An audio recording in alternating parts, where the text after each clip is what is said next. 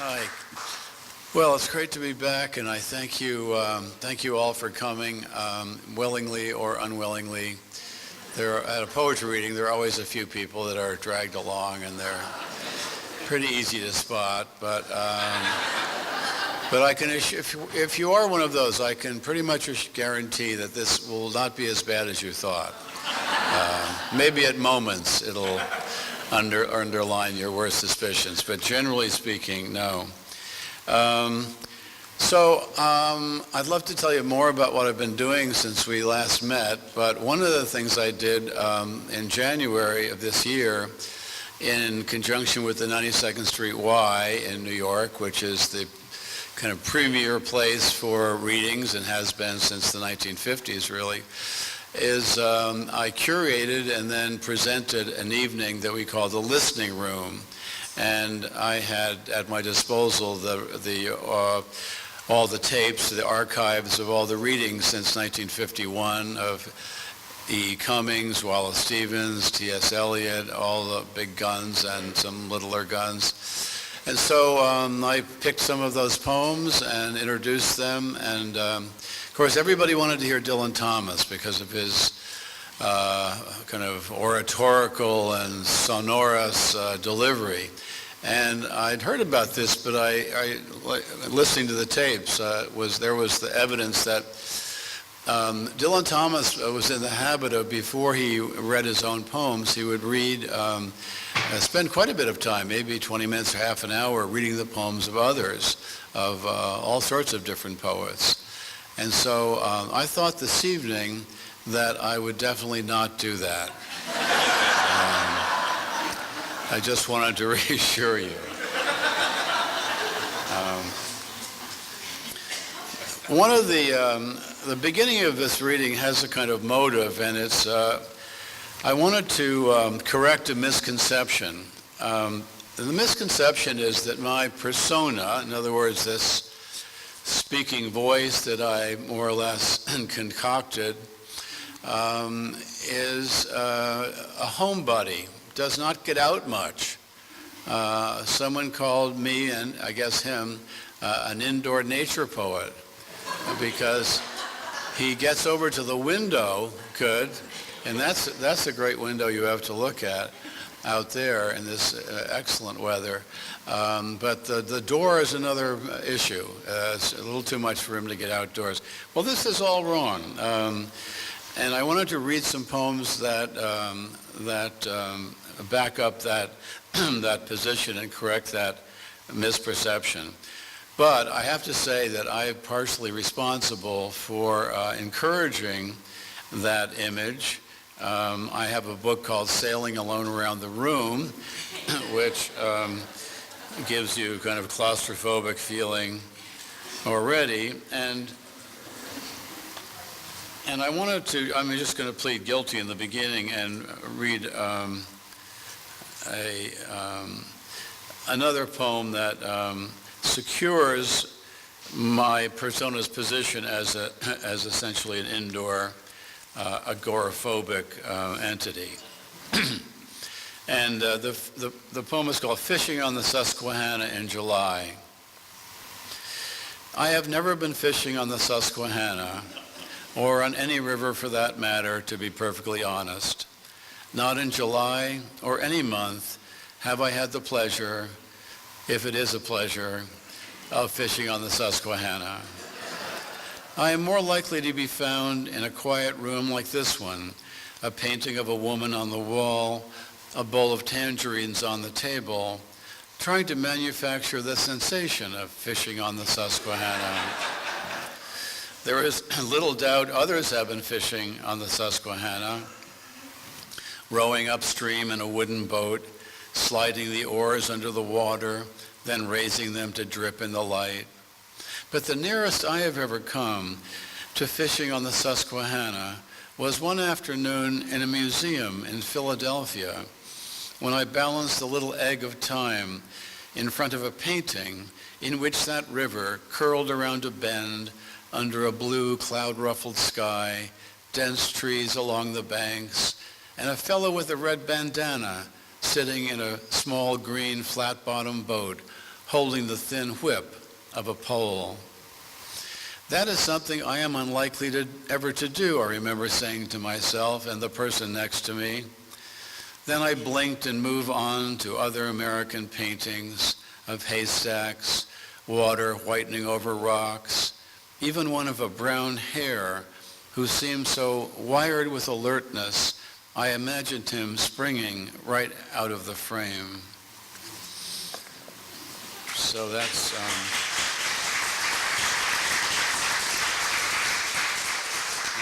Thank you. Well, how's he supposed to get outdoors? He's writing all the time, for one thing. And here's another one where you can see me cultivating this, this indoor image. It's called Budapest. See, just like fishing on the Susquehanna, the title is promising. Budapest. My pen moves along the page like the snout of a strange animal, like an anteater, shaped like a human arm and dressed in the sleeve of a loose green sweater. I watch it sniffing the paper ceaselessly, intent as any forager that has nothing on its mind but the grubs and insects that will allow it to live another day. It wants only to be here tomorrow, dressed perhaps in the sleeve of a plaid shirt, nose pressed against the page, writing a few more dutiful lines while I gaze out the window and imagine Budapest or some other city where I have never been.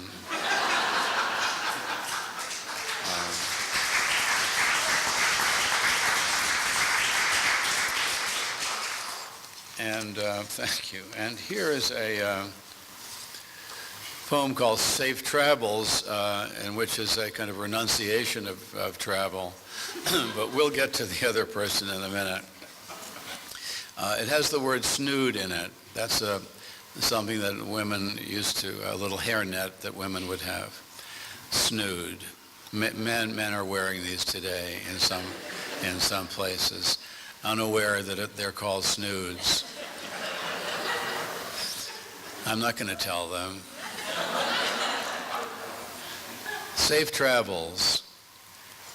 Every time Gulliver travels into another chapter of Gulliver's Travels, I marvel out how well-traveled he is, despite his incurable gullibility. I don't enjoy traveling anymore because, for instance, I still don't know the difference between a bloke and a chap.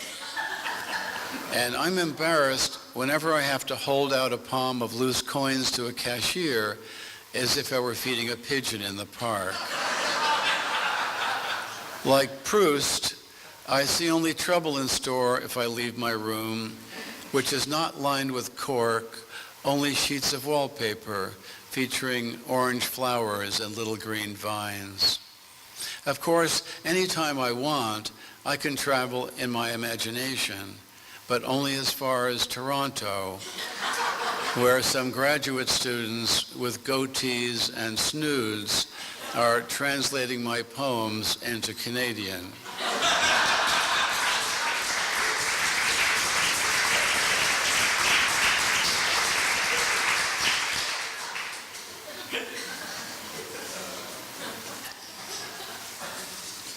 But here we find, so now we're going to hit the road here a little bit. Now we find myself or my persona in Italy. And the poem is called I Am Not Italian. So there's another problem right there. I am not Italian. I am not Italian, technically speaking. Yet here I am, leaning on a zinc bar in Perugia on a sunny weekday morning, my foot up on the iron railing, just like the other men who, it must be said, are officially and fully Italian.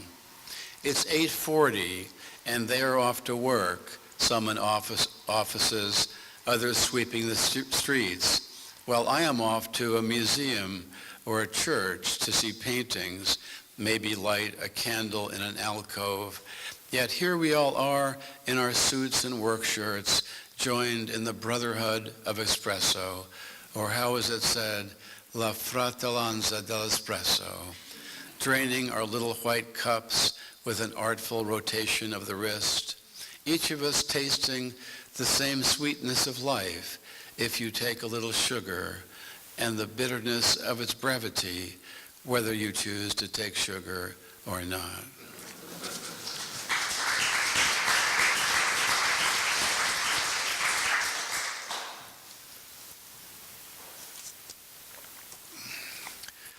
Our good friend John Wolfe is here, and he can attest that I crossed the border and was in Mexico a while back, and he was our host there.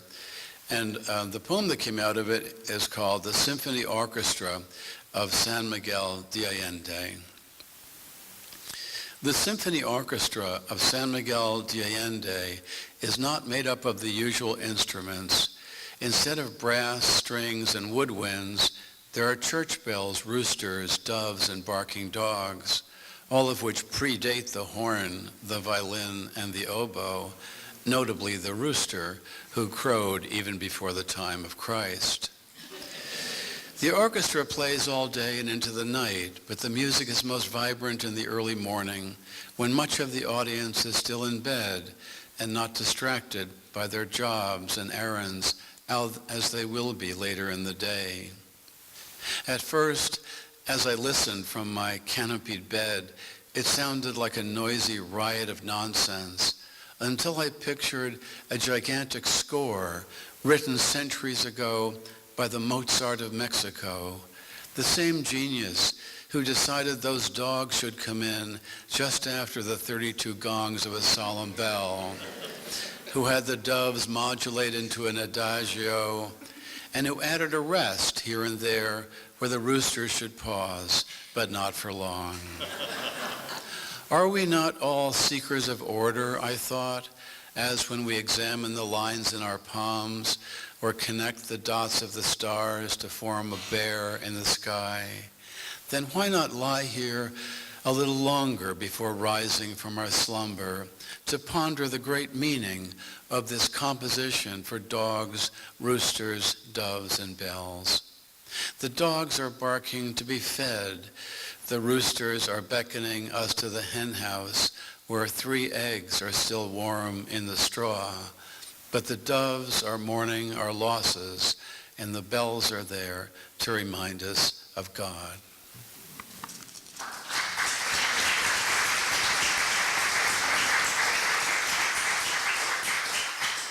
Thank you.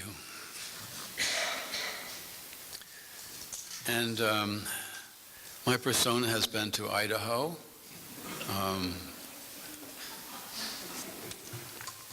Which I will now prove to you. So this is a poem called Elk River Falls. It's falls in Idaho. And it starts out by saying, the Elk River Falls is where the Elk River falls. And it continues, and it tries to follow the progress of an actual waterfall, of its stages, or it's just continuation of itself. And the poem is one stanza, and it's also one sentence, because waterfalls don't come in stanzas and period. They don't have punctuation. They just keep going. So I wanted to make the feeling of the poem continuous, and it's in a kind of rough tetrameter beat. Elk River Falls is where the Elk River falls from a rocky and considerable height, turning pale with trepidation at the lip, it seemed from where I stood below, before it unbuckles from itself and plummets, shredded through the air, into the shadows of a frigid pool, so calm around the edges, a place for water to recover from the shock of falling apart and coming back together, before it picks up its song again, goes gliding around some massive rocks and past some islands overgrown with weeds, then flattens out, slips around a bend, and continues on its winding course according to this camper's guide, then joins the Clearwater at its northern fork, which leads it all to the distant sea, where this and every other stream mistakes the monster for itself, sings its name one final time, then feels the sudden sting of salt.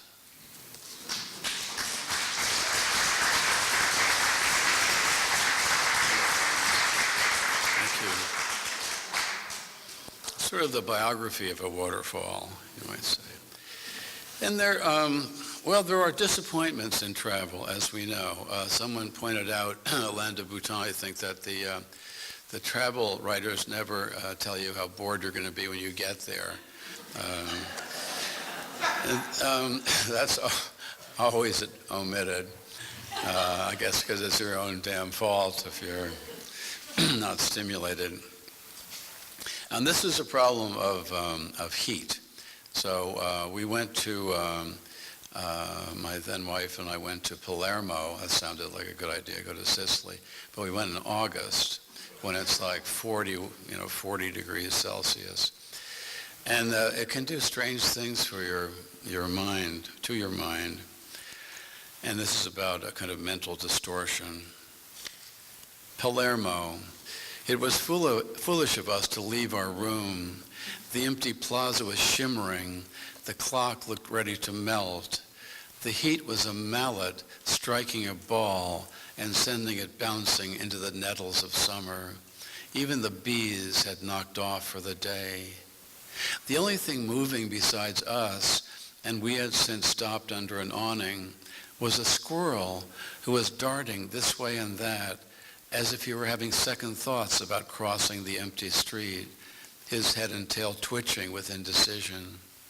You were looking in a shop window, but I was watching the squirrel, who now rose up on his hind legs, and after pausing to look in all directions, began to sing in a beautiful voice a melancholy aria about life and death.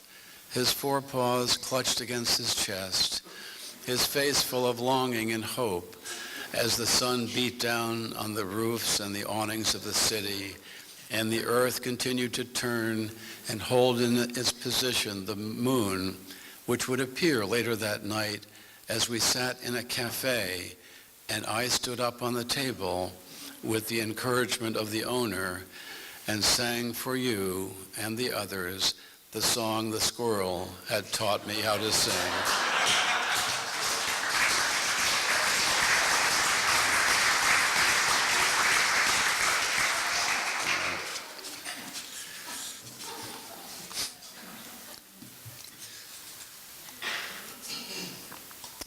I know a poem is okay, is good, when I feel that after I finish it, the attendant is coming to take me for my walk on the grounds of this sanatorium somewhere. Well, timing is important in travel, and this poem points that out. It's called The Sandhill Cranes of Nebraska, another state. The Sandhill Cranes of Nebraska. Too bad you weren't here 6 months ago, was a lament I heard on my visit to Nebraska. You could have seen the astonishing spectacle of the Sandhill cranes, thousands of them feeding and even dancing on the shores of the Platte River. There was no point in pointing out the impossibility of my being there then, because I happened to be somewhere else. So I nodded and put on a look of mild disappointment, if only to be part of the commiseration. It was the same look I remember wearing about 6 months ago in Georgia, when I was told that I had just missed the spectacular annual outburst of azaleas, brilliant against the green backdrop of spring. And the same in Vermont 6 months before that, when I arrived shortly after the magnificent foliage had gloriously peaked, Mother Nature, as she is called, having touched the hills with her many-colored brush. A phenomenon that occurs, like the others, around the same time every year, when I am apparently off in another state, stuck in a motel lobby with the local paper and a styrofoam cup of coffee, busily missing God knows what.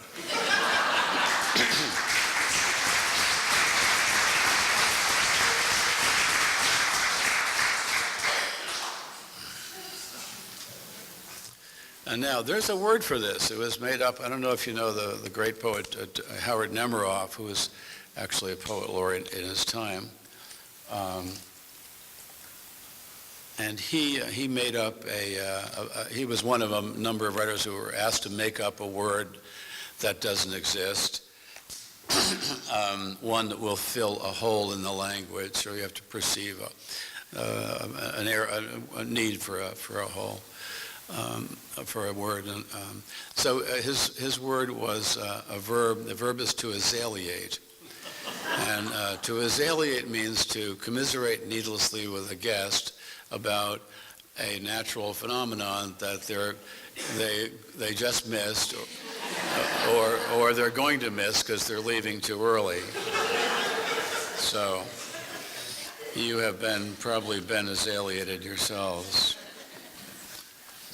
And this is another travel poem about disorientation. Malcolm Lowry, who was a fairly adventurous traveler, said that traveling from one country or country to another country was leaving a place to which you bore little relationship and going to a place to which you bore no relationship whatsoever.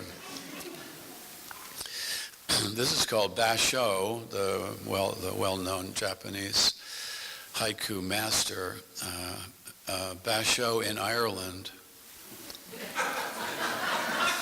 Another problem. Excuse me. Basho in Ireland. I am like the Japanese poet who longed to be in Kyoto, even though he was already in Kyoto. I am not exactly like him because I am not Japanese, and I have no idea what Kyoto is like. But once, while walking through the Irish town of Ballyvaughan, I caught myself longing to be in Ballyvaughan.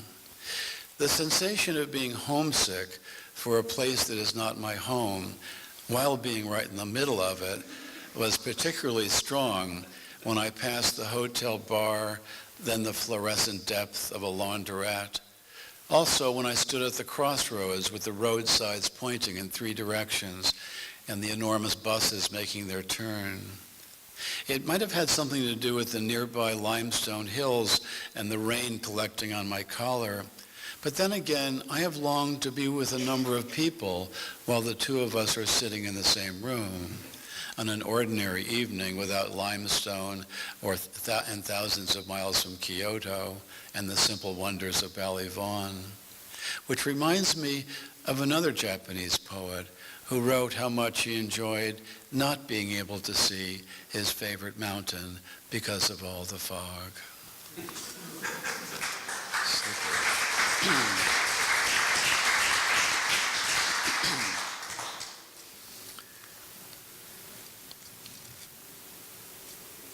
So one more Irish poem. Two things that this illustrates. One is that my persona made it to Ireland, and the other is that he and I have very little experience with farm life. I was born and raised in New York City, and he was too, I guess. So, afternoon with Irish cows. There were a few dozen who occupied the field across the road from where we lived, stepping all day from tuft to tuft, their big heads down in the soft grass. Though I would sometimes pass a window and look out to see the field suddenly empty, as if they had taken wing, flown off to another county. But later, I would open the blue front door, and again the field would be full of their munching, or they would be lying down on the black and white maps of their sides, facing in all directions, waiting for rain. How mysterious, how patient and dumbfounded they appeared in the long quiet of the afternoons. But every once in a while, one of them would let out a sound so phenomenal that I would put down the paper or the knife I was cutting an apple with and walk across the road to the stone wall to see which one of them was being torched or pierced through the side with a long spear. Yes, it sounded like pain until I could see the noisy one, anchored there on all fours, her neck outstretched, her bellowing head laboring upward as she gave voice to the rising, full-bodied cry that began in the darkness of her belly and echoed up through her bowed ribs into her gaping mouth. Then I knew that she was only announcing the large, unadulterated cowness of herself, pouring out the ancient apologia of her kind to all the green fields and the gray clouds, to the limestone hills and the inlet of the blue bay, while she regarded my head and shoulders above the wall with one wild, shocking eye. You know how cows, if they look at you sideways, and then a lot of the white of the eye is exposed, I find that frightening. I don't know that.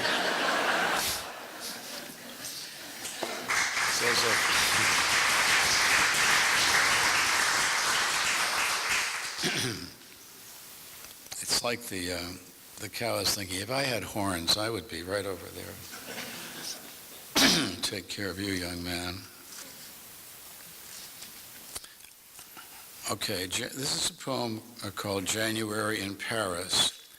And I'll stop driving this point home shortly. Although maybe you're enjoying the travelogue aspect of the evening.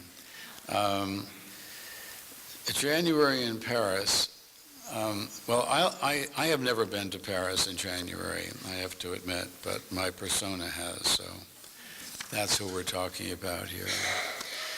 There's an epigraph to the poem, and it's a little a quote that's overused in workshops when people say, we're talking about how do you end a poem, how do you know you're done, and it's a quote from the French poet Paul Valéry, who said, "Poems are never completed; they are only abandoned." And I take issue with that. I finish my poems. I don't. If I abandon them, I abandon them right into the wastebasket. The ending of a poem is usually the hardest part. You want to find a place where I want to find a place where I don't want to say anymore, and you don't want to hear anymore. So we have complete agreement on that. If nothing else, the poem it ended. That's one reason Philip Larkin didn't attend poetry readings. He said you couldn't tell when the poem's going to end.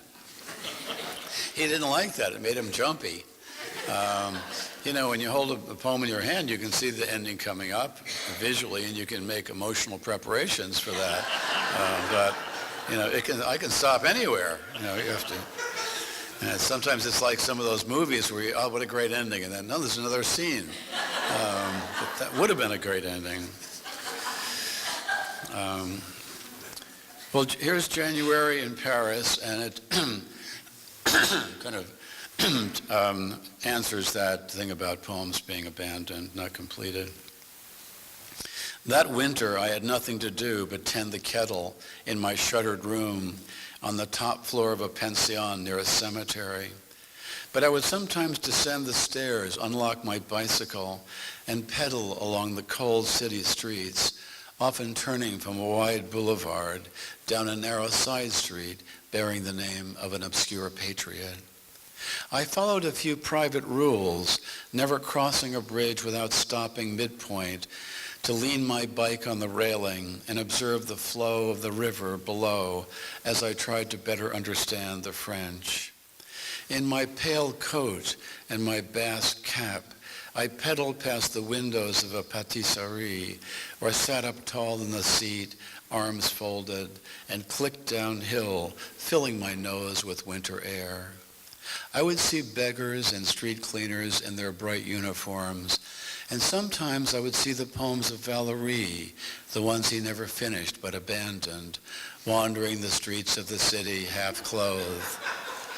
Most of them needed only a final line or two, a little verbal flourish at the end, but whenever I approached, they would retreat from their ash-can fires into the shadows, thin specters of incompletion.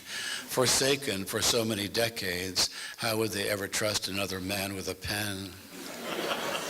I came across the one I wanted to tell you about sitting with a glass of rosé at a cafe table, beautiful, emaciated, unfinished, cruelly abandoned with a flick of panache by Monsieur Paul Valéry himself, big fish in the school of symbolism, and for a time, president of the Committee of Arts and Letters of the League of Nations, if you please. Never mind how I got her out of the cafe, past the concierge, and up the flights of stairs. Remember that Paris is the capital of public kissing. And never mind the holding and the pressing. It is enough to know that I moved my pen in such a way as to bring her to completion. A simple final stanza, which ended as this poem will, with the image of a gorgeous orphan lying on a rumpled bed, her large eyes closed, a painting of cows in a valley over her head, and off to the side, me in a window seat, blowing smoke from a cigarette at dawn.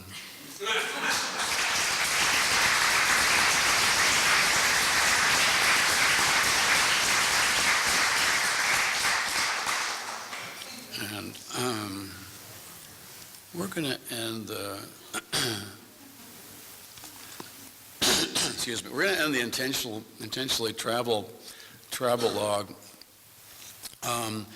with a poem which celebrates staying home. So we're back to zero.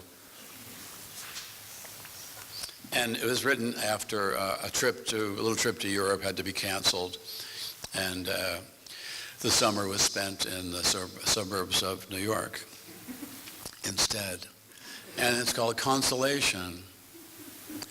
How agreeable it is not to be touring Italy this summer, wandering her cities and ascending her torrid hill towns.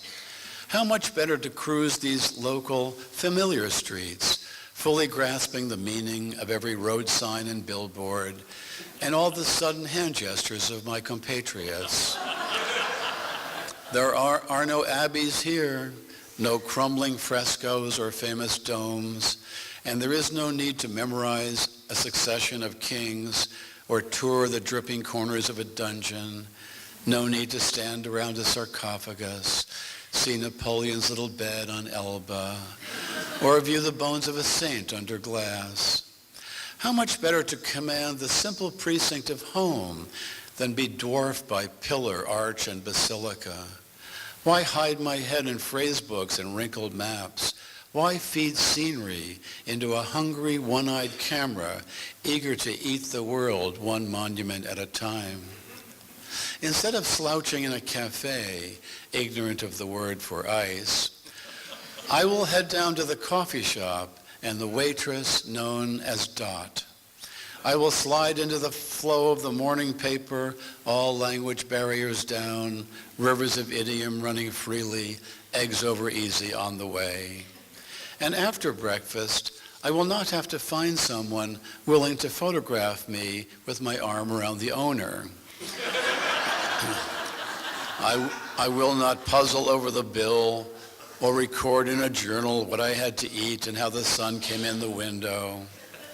It is enough to climb back into the car as if it were the great car of English itself, and sounding my loud vernacular horn, speed off down a road that will never lead to Rome, not even Bologna.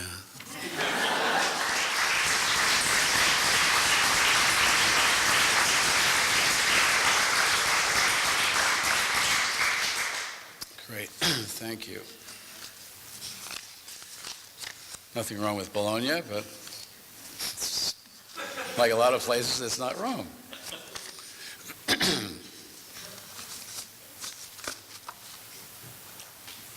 A poem called Walking My 75-Year-Old Dog. Another, again, immediate problem arises of credibility. But that will be straightened out in the poem. Walking my 75-year-old dog. She's painfully slow, so I often have to stop and wait for her to study and sniff some roadside weeds as if she were reading the biography of a famous dog. And she's not a pretty sight anymore, dragging one of her hind legs, her coat too matted to brush or comb, and a snout white as a marshmallow. We usually walk down a disused road that runs along the edge of a lake, whose surface trembles in a high wind and is slow to ice over as the months grow cold. We don't walk very far before she sits down on her worn haunches and looks up at me with her rheumy eyes. Then it's time to carry her back to the car. Just thinking about the honesty in her eyes, I realize I should tell you she's really not 75. She's 14. I guess I was trying to appeal to your sense of the bizarre, the curiosities of the sideshow. I mean, who really cares about another person's dog? Everything else I have said is true, except the part about her being 14. I mean, she's old, but not that old. And it's not nice to divulge the age of a true lady.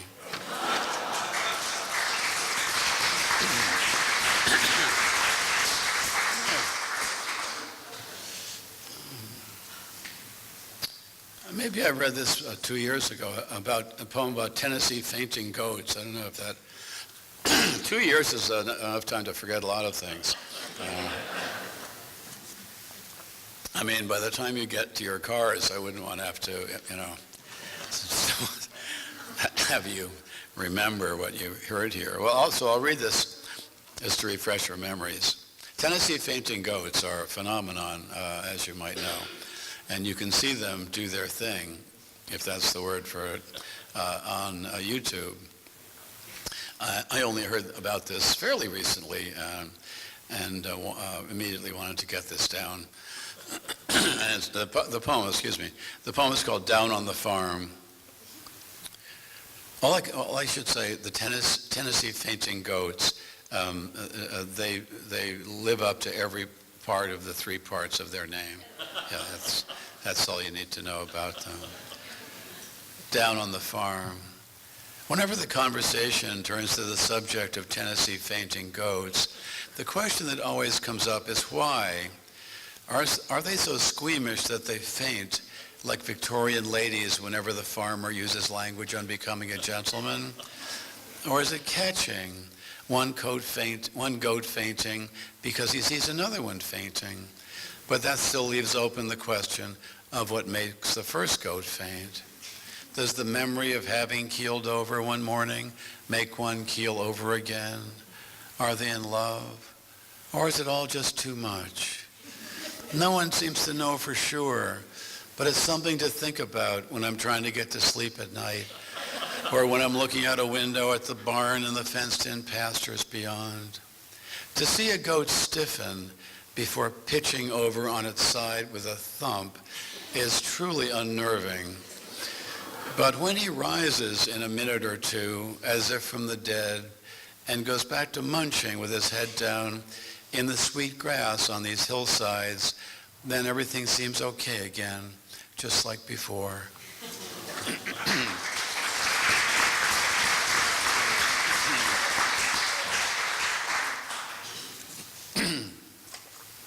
That's a good example. You didn't want to hear any more of that. I didn't want to say any more. We're fine. Why go on? Let's stop here. Here's a poem called The Garland. The Garland. I would like, sort of like a last wishes thing or something. The Garland.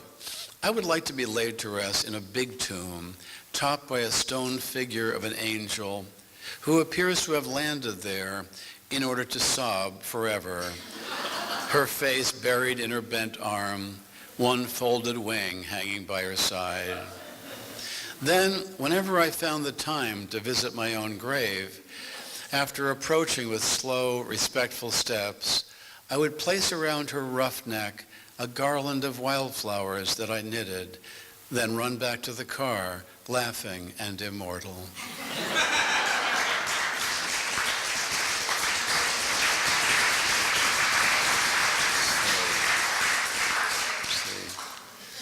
It's the return of silliness to poetry, which has been absent. Now here's a poem that arose out of reading leafing through Elizabeth Bishop's big collected poems. And she has two poems I wasn't really familiar with.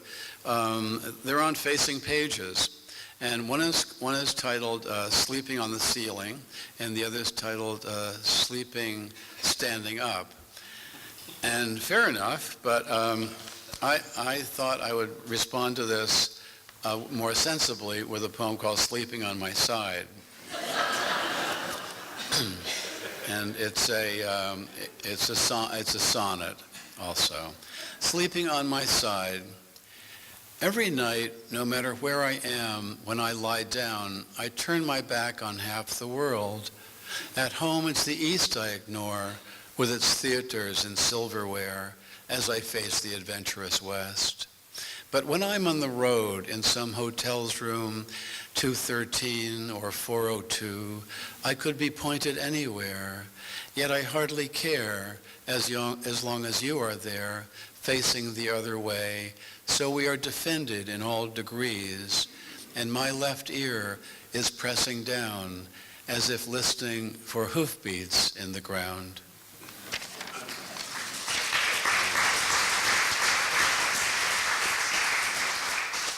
Good. Okay.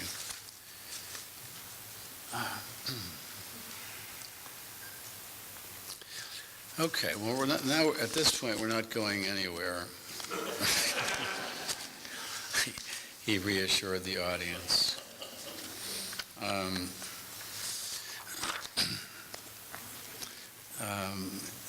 Here's a poem that is not really about cereal, but it certainly involves cereal. It's called Cheerios. This is quite autobiographical. Cheerios, unlike all the others. Cheerios. One bright morning in a restaurant in Chicago, as I waited for my eggs and toast, I opened the Tribune only to discover that I was the same age as Cheerios. Indeed, I was a few months older than Cheerios, for today, the newspaper announced, was the 70th birthday of Cheerios, whereas mine had occurred earlier in the year. Already I could hear them whispering behind my stooped and threadbare back, why, that dude's older than Cheerios. The way they used to say, why, that's as old as the hills. Only the hills are much older than Cheerios or any American breakfast cereal, and more noble and enduring are the hills, I surmised, as a bar of sunlight illuminated my orange juice.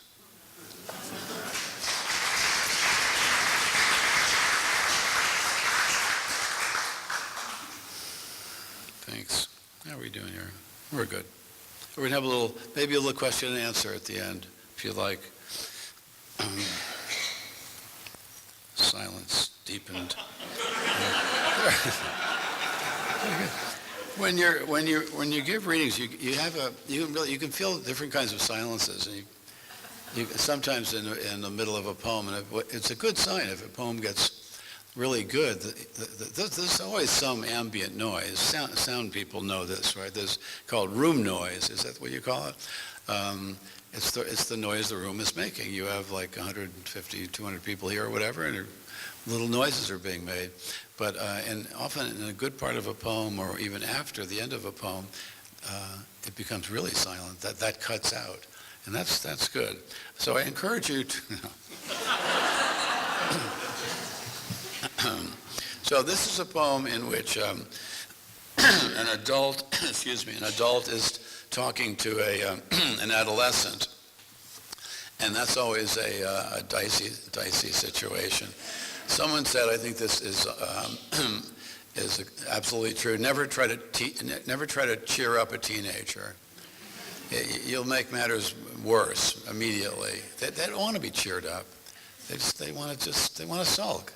It's fine. It's what they're doing. It's what they're designed to do. Someone else said, the idea of childhood is not to grow up. The idea is to be a good child. Right? That really hit home with me. Just be a good child. Well, the rest will take care of itself. So this is called To My Favorite 17-Year-Old High School Girl. Do you realize that if you had started building the Parthenon on the day you were born, you would be all done in only one more year? Now, of course, you couldn't have done that alone, so never mind. You're fine just as you are. You are loved for simply being yourself. But did you know that at your age, Judy Garland was pulling down $150,000 a picture? Joan of Arc was leading the French army to victory? And Blaise Pascal had cleaned up his room? No, wait, he's the one who invented the calculator. Of course, there will be time for all that later in your life, after you come out of your room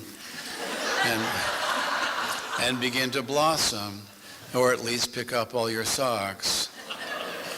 For some reason, I keep remembering that Lady Jane Grey was Queen of England when she was only 15, but then she was beheaded, so never mind her as a role model. But a few centuries later, when he was your age, Franz Schubert was doing the dishes for his family. But that did not keep him from composing 2 symphonies, 4 operas, and 2 complete masses as a youngster. But of course, that was in Austria, at the height of romantic lyricism, not here in the suburbs of Cleveland.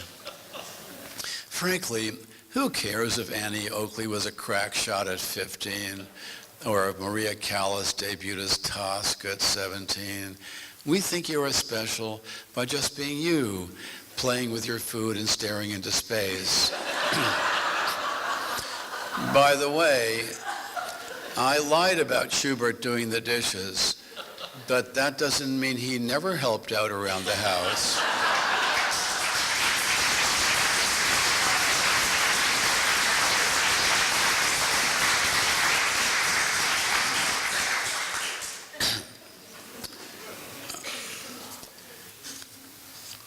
Two poems about dogs. In both of them, the dog is speaking, or the first one, actually, the dog is just thinking, and we're overhearing the dog somehow thinking. And this is just 12 lines, and it's the dog is thinking. What the dog is thinking about is his master. What else is there to think about? I'm sure there are other things, but in this case, we catch the dog thinking about his master. A dog on his master. As young as I look, I am growing older faster than he. 7-to-1 is the ratio they tend to say. Whatever the number, I will pass him one day and take the lead, the way I do on our walks in the woods. And if this ever manages to cross his mind, it would be the sweetest shadow I have ever cast on snow or grass.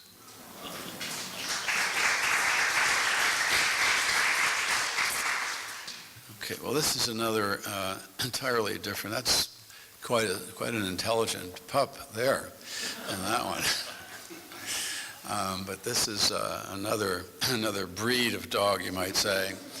And the poem is called, I wanted to write a poem in which there is some intention behind this one, as the other one's a little more drifty, as you are nodding with agreement. But I wanted to write a poem about a pet dog that was free of sentimentality, as the other one was not.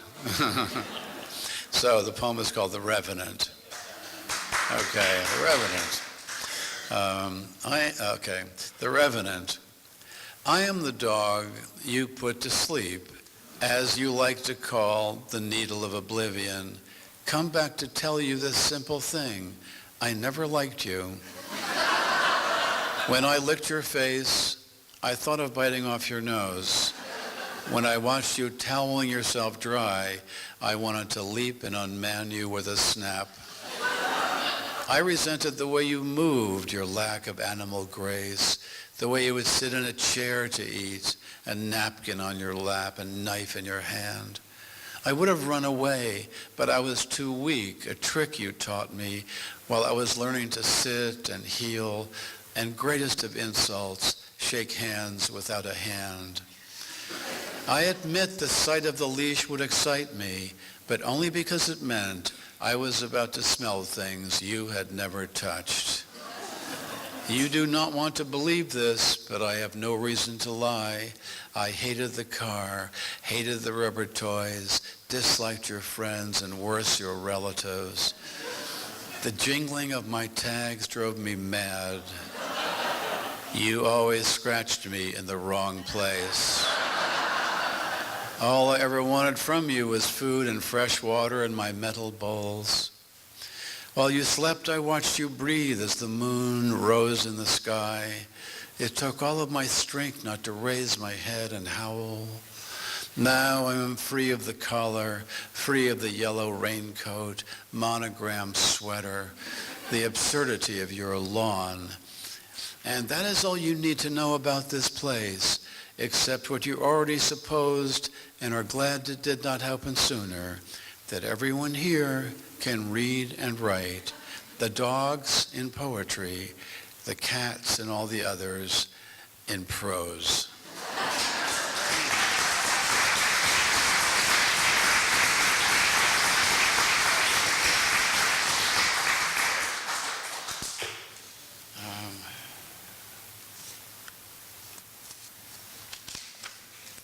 Well, let's see, there's quite a bit of gold left here, but let's see, I'll just sort of start to end here. I want to read this poem about something that children do in the summertime at camp, and that is make lanyards. And we'll be hitting, in about 2 months, we'll be hitting the high water mark for lanyard production. And as in camps all over America, furiously, children are at work creating these things. So the lanyard, and I've been telling you about the genesis of some of these poems, and in this poem, that's the first stanza, tells you how it came to be. The lanyard. The other day, as I was ricocheting slowly off the pale blue walls of this room, bouncing from typewriter to piano, from bookshelf to an envelope lying on the floor, I found myself in the L section of the dictionary, where my eyes fell upon the word lanyard. No cookie nibbled by a French novelist could send one more suddenly into the past. A past where I sat at a workbench at a camp by a deep Adirondack lake, learning how to braid thin plastic strips into a lanyard, a gift from my mother. I had never seen anyone use a lanyard or wear one if that's what you did with them, but that did not keep me from crossing strand over strand again and again until I had made a boxy red and white lanyard for my mother. She gave me life and milk from her breasts, and I gave her a lanyard. She nursed me in many a sick room, lifted teaspoons of medicine to my lips, set cold face cloths on my forehead, and then led me out into the airy light and taught me to walk and swim, and I in turn presented her with a lanyard. Here are thousands of meals, she said, and here is clothing and a good education. And here is your lanyard, I replied, which I made with a little help from a counselor. Here is a breathing body and a beating heart, strong legs, bones and teeth, and 2 clear eyes to read the world, she whispered. And here, I said, is the lanyard I made at camp. And here I wish to say to her now is a smaller gift, not the archaic truth that you can never repay your mother, but the rueful admission that when she took the two-tone lanyard from my hands, I was as sure as a boy could be that this useless, worthless thing I wove out of boredom would be enough to make us even.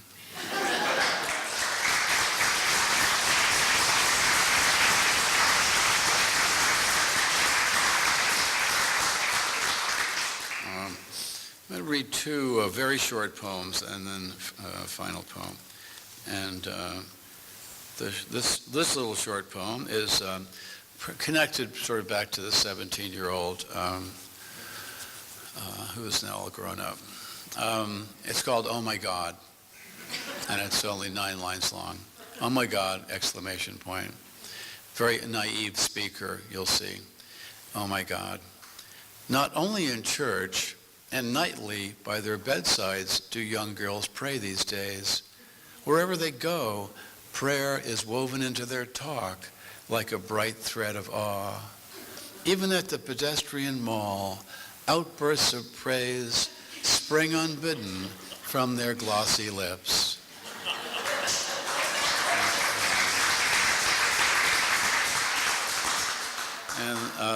And the other one's not so funny. It's called Divorce, and it's only 4 lines long. It could have been longer, but Divorce. Once 2 spoons in bed, now tined forks across a granite table, and the knives they have hired. Aristotle? Okay. Now talking about mixed reactions. People are groaning, applauding. Huh? What? Oh. Okay. Someone's yelling at me over there. I want to close with this poem. I'll just find it here. Do you know who, probably know who Johnny Hartman is, right? The jazz singer, beautiful baritone voice, just designed for singing love songs. Johnny Hartman. And thank you for being such a great audience. And I'll read this poem, and then if you like, you can go. No, but if you... Well, you can, actually. But if you want to stay, we'd have a little conversation, have a little question and answer. And I'll sign some books and all that. Anyway, the poem is called Nightclub. You are so beautiful, and I am a fool to be in love with you, is a theme that keeps coming up in songs and poems. There seems to be no room for variation. I have never heard anyone sing, I am so beautiful and you are a fool to be in love with me, even though this notion has surely crossed the minds of women and men alike. You are so beautiful, too bad you're a fool is another one you don't hear. Or you are a fool to consider me beautiful. That one you will never hear, guaranteed. For no particular reason this afternoon, I am listening to Johnny Hartman, whose dark voice can curl around the concepts of love, beauty, and foolishness like no one else's can. It feels like smoke curling up from a cigarette someone left burning on a baby grand piano around 3 o'clock in the morning. Smoke that billows up into the bright lights, while out there in the darkness, some of the beautiful fools have gathered around little tables to listen, some with their eyes closed, others leaning forward into the music as if it were holding them up, or just twirling the loose ice in a glass, slipping by degrees into a rhythmic dream. Yes, there is all this foolish beauty born beyond midnight that has no desire to go home, especially now when everyone in the room is watching the large man with the tenor sax that hangs from his neck like a golden fish. He moves forward to the edge of the stage and hands the instrument down to me and nods that I should play. So I put the mouthpiece to my lips and blow into it with all my living breath. We are all so foolish. My long bebop solo begins by saying, so damn foolish, we have become beautiful without even knowing it. Thank you.